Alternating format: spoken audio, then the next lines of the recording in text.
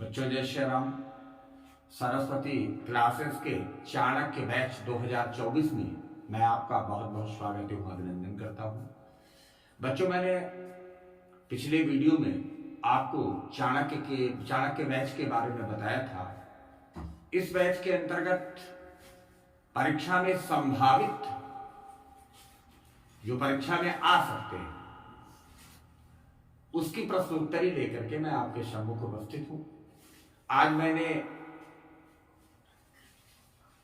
पद नामक शीर्षक को लिया है, जिसके रचनाकार हैं सूरदास जी। बच्चों, मैं आपको फिर से बता दूं, मैं बहुत संक्षिप्त व्याख्या करूंगा, क्योंकि इसका डिटेल वीडियो आप देख चुके हैं। और उसके बाद इस पद्यांश से बनने वाले प्रश्नों को और उसके उत्तर को लेकर के या उसकी विशद व्याख्या को मैं आपके सम्मुख प्रस्तुत करूंगा। आप बहुत ध्यान से देखिएगा, सुनिएगा। अगर देखने में कहीं कोई दिक्कत होगी तो आप किताब भी रख सकते हैं अपने सम्मुख। वैसे अगर आपको अर्थ या व्याख्या बढ़िया से आ रही है तो कोई भी प्रश्न बनेगा आप बढ़िया से कर लेंगे, इसका मुझे भरोसा। फिर भी जो इस वर्ष आ सकते हैं आपकी परीक्षा में, मैं उनकी चर्चा करूंगा। पूरे कोर्स को एक तरफ से नहीं, उसमें जो महत्वपूर्ण, यद्यपि सूरदास में यह कह पाना बड़ा मुश्किल होता है कि कौन सा इस वर्ष आएगा, फिर भी मैं प्रयास करूंगा, मैं पूरी कोशिश करूंगा कि आपको उन्हीं पद का परिचय कराएं जो इस वर्ष आ सकते हैं। पहले पद को मैंने लिया है, आइए पहले इसका वाचन करते हैं, उसके बाद इससे बनने वाले प्रश्न तथा उत्तर पर दृष्टिपात करते हैं। आइए। चरण कमल वंदो हरिराई, चरण कमल वंदो हरिराई, जाकी कृपा पंगु गिरि लंघे, अंधे को सब कुछ दर्शाई, बहिरो सुने गूंग पुनि बोले, रंग को चलाया सिर छत्र धराई, चरण कमल वंदो हरिराई, सूरदास स्वामी करुणा में, बार बार बंदो तिहि पाई, बार बार बंदो तिहि पाई, चरण कमल वंदो हरिराई। बच्चों, इससे पहले भी वाचन हुआ है और इसकी व्याख्या भी हुई है। आइए मैं आपको संक्षिप्त अर्थ बता रहा हूं, व्याख्या नहीं, अर्थ बता रहा हूं। कवि कहता है, सूरदास जी कह रहे हैं, क्या कह रहे हैं? चरण कमल वंदो हरि राई, मैं भगवान श्री कृष्ण के चरण कमल की वंदना करता हूं। मैं भगवान श्री कृष्ण के चरण कमल की वंदना करता हूं। अब मैं वंदना क्यों करता हूं?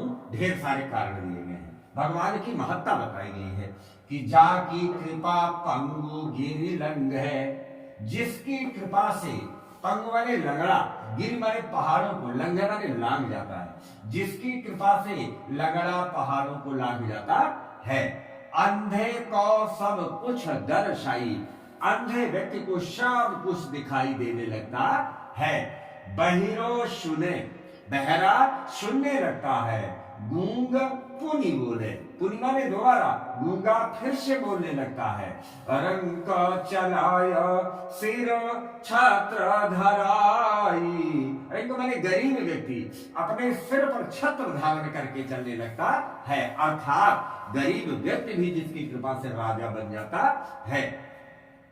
सूरदास स्वामी करुणा में, बार बार बंदो तिहि पाई, चरण कमल वंदो हरिराई।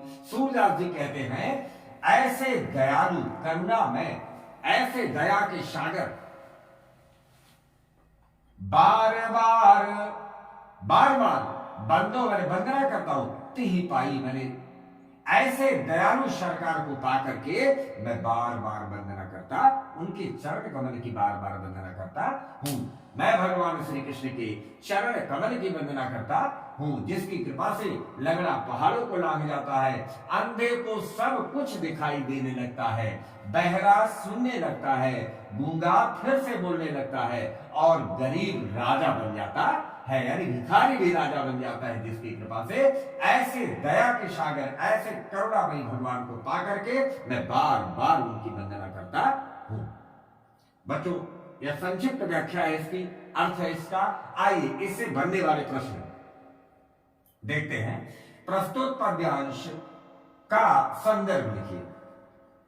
संदर्भ यानी पाठ का नाम और रचनाकार का नाम आपको देना है। ऐसा भी पूछ सकता है आपसे कि प्रस्तुत पद्यांश का शीर्षक लिखिए और उसके रचयिता का नाम दीजिए, तो बात वही होगी, चाहे संदर्भ पूछ ले या पाठ का नाम पूछ ले और उसके रचनाकार का नाम पूछ ले, तो आप अच्छे से देख सकते हैं और जान सकते हैं।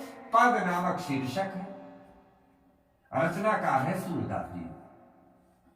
आप ऐसे भी लिख दे पद और डैश सूरदास जी, या संदर्भ लिखना चाहे तो पूरा लिखे। प्रस्तुत पद्यांश हमारी पाठ्य पुस्तक हिंदी के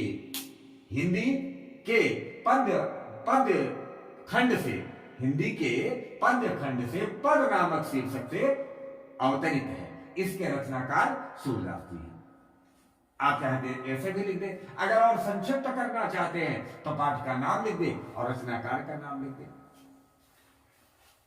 अन्यथा की स्थिति में अगर संदर्भ पूछता है तो प्रस्तुत पद्यांश हमारी पाठ्य पुस्तक हिंदी के पद नामक शीर्षक से अवतरित है। इसके रचनाकार या इसके रचयिता सूरदास जी हैं। रचयिता लिखने में गलती क्या करना, ये देखिए लिखा है रा चा या पर छोटी का मात्रा है और ता पे बड़ी मात्रा, ता पे बड़ा का मात्रा है। देख लिए बहुत से बच्चे क्या करते हैं, चा पे छोटी का मात्रा लगाते, ये बिल्कुल नहीं।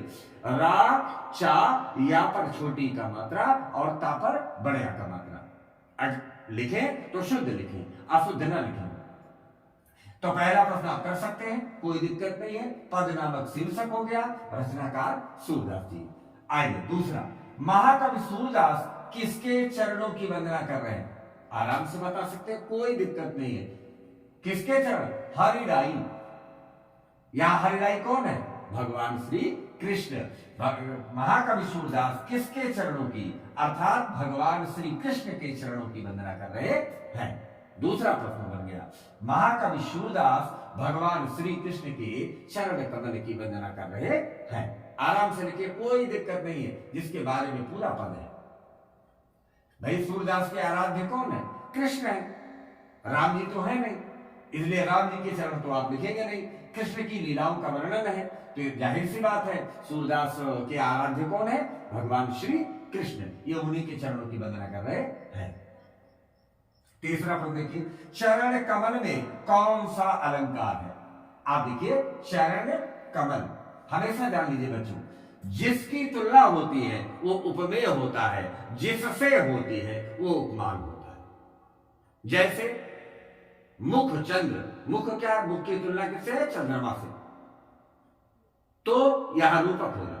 जब उपमेय में उपमान का भेद रहित रूप हो तो वहां कौन सा अलंकार होता है? रूपक अलंकार। आपको परिभाषा याद भी होगी, और मैं सरल पहचान बता दूं, जिसकी तुलना हो और जिससे हो, पास पास रख दिए जाए बिना किसी गैप के, तो समझ लेना वहां रूपक अलंकार है। जैसे चरण कमल, देखिए चरण उपमेय हो गया और कमल उपमान हो गया, पास पास रखे, इसके बीच में कोई भी शब्द और नहीं है। आप इससे भी पहचान कर सकते हैं कि रूपक अलंकार है। तो आप लिखेंगे कैसे? यहाँ चरण कमल में रूपक अलंकार। कौन सा अलंकार है? रूपक अलंकार है। आगे देखिए, करुणा में शब्द किसके लिए प्रयुक्त हुआ है? आप देख लीजिए, आप गाइए थोड़ा सा। सूरदास स्वामी करुणा में बार बार बंदौती पाई। करुणा में कौन है? भगवान श्री कृष्ण। इतनी बड़ी कृपा करने वाला तो करुणामय होगा ही, तो कौन कृपा कर रहा है? कृष्ण भगवान कृपा कर रहे हैं। यहाँ करुणामय शब्द भगवान श्री कृष्ण के लिए प्रयुक्त हुआ है। थोड़ा सा इसीलिए अर्थ बताते हैं आपको, व्याख्या बताते हैं आपको। इसका डिटेल वाला वीडियो अगर आप देखना चाहें, कहीं कोई दिक्कत हो तब आप देख सकते हैं, और फिर उसका उत्तर ढूंढिएगा प्रश्नों का तो बहुत आसानी होगी, बहुत आसानी होगी। इसीलिए कहते हैं बच्चों बार बार आपको इसका वाचन करना चाहिए। तो यहां शरण कमल में रूपक अलंकार है। और दूसरा करुणा में शब्द भगवान श्री कृष्ण के लिए, भगवान श्री कृष्ण के लिए प्रयुक्त हुआ है। इसको आप कर सकते हैं, बिल्कुल आसान सा है। रेखांकित अंश की व्याख्या कीजिए। अब रेखांकित अंश आपको देखना पड़ेगा, चाहे रेखा खींची रहेगी या काला और मोटे ढंग से लिखा रहेगा। बहिरो सुने गूंग पुनि बोले, अरंक चलाय सिर छक्र धराई, चरण कमल वंदोति, चरण कमल वंदो हरिराई। क्षमताम देखिए, वहरा सुनने लगता है, गूंगा बोलने लगता है और गरीब भी राजा बन जाता है। लेकिन बच्चों को इतना ना लिखे, आपको अर्थ के साथ लिखना चाहिए। और जहां ये लाइन का अर्थ है उसी को आप भी रेखांकित कर दीजिए कि इस लाइन का ये अर्थ हो। जैसे आपको यहां शुरू करना चाहिए, भगवान श्री कृष्ण की सूरदास जी भगवान श्री कृष्ण की महात्मा को दर्शा रहे हैं या उनकी महानता का वर्णन कर रहे हैं। तो कह रहे हैं भगवान श्री कृष्ण की कृपा से लगड़ा पहाड़ों को लाग जाता है, अंधे को सब कुछ दिखाई देने लगता है, बहरा सुनने लगता है, गूंगा बोलने लगता है और गरीब भी राजा बन जाता है। तो जहां इसका अर्थ है उसको आपको काले से अंडरलाइन कर देना चाहिए। ये खूबसूरत होगा, व्याख्या की खूबसूरत होगी। जहां लाइन का अर्थ मिले उसको आपको अंडरलाइन कर देना चाहिए। और भी कई प्रश्न बच्चों बन सकते हैं, और भी कई प्रश्न बन सकते हैं अगर आप चाहें तो। देखिए, पंगु शब्द का क्या अर्थ हुआ, एक प्रश्न ये भी बन जाएगा। मान लो यहां नहीं लिखा गया, आप जानिए, कोई जरूरी नहीं इन प्रश्नों से ले, आप अलग से भी प्रश्न दे सकता है। पंगु शब्द, पंगु वाले क्या होता है, लंगड़ा। पंगु शब्द का अर्थ लंगड़ा। दर्शाई शब्द का क्या अर्थ है, दिखना। कहना भाई बहुत चीजें दर्शा रही है, माने दिखने से अर्थ है इसका। और देख लीजिए, बहरा आप जानते हैं, गूंगा भी आप जाने। रंक मीन्स क्या होता है, रंक माने क्या होता है, रंक शब्द का अर्थ लिखो, रंक माने गरीब। या पूछ लिया रंक का विलोम शब्द लिखो, तो रंक का क्या होगा, राजा। राजा का रंक होता। इसलिए आपको बार बार मैं कह रहा हूं, इसका अर्थ अवश्य पढ़ना चाहिए, इसकी व्याख्या पढ़नी चाहिए।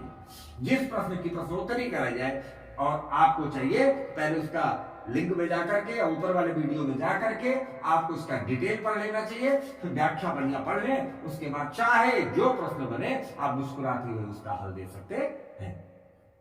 मैं आपसे यही उम्मीद करता हूं कि आप भी कोशिश करें। सूरदास में तो किसी को नहीं छोड़ना, सबको पढ़ना है आपको। क्योंकि कबीर, सूर, तुलसी, इनके बारे में गेस करना मूर्खता होती है, बिल्कुल नहीं गेस करना चाहिए, इनको अच्छे से पढ़ना चाहिए। तो कबीर तो है नहीं आपके कोर्स में, शूर है, तुलसी है और बिहारी है। मुख्य रूप से तीनों में से एक मिलना है आपको, तो तीनों को बहुत अच्छे से पढ़ना चाहिए आपको। बाकी तो चलेगा, काट कपट के पढ़िए, थोड़ा छोड़ के पढ़िए, लेकिन इन तीनों में आपसे छूटना नहीं चाहिए। फिर भी चाणक्य वेद के अंतर्गत मैं सब पद को नहीं दूंगा, कोई मतलब नहीं निकलेगा। मुझे ऐसा जो लगेगा कि इस वर्ष के लिए बड़ा अच्छा है, मैं उसको चुनूंगा और प्रश्नोत्तरी भी लेकर के उसकी आऊंगा आपके शब्दों। लेकिन आपसे एक ही प्रार्थना है कि जिस पद को हम प्रश्नोत्तरी के लिए रखें, आपको उसे उसका डिटेल्ड वीडियो देख लेना चाहिए, व्याख्या देख लेनी चाहिए। उसके बाद में एक अर्थ तो बताएंगे ही, लेकिन यह संक्षिप्त होगा, शार्ट होगा, शाब्दिक होगा। तो वे जितने प्रश्न बनेंगे उससे आप आसानी से उसकी व्याख्या या उसका उत्तर दे सकेंगे। मुझे उम्मीद है कि आपको यह प्रश्नोत्तरी का बैच जरूर पसंद आया होगा।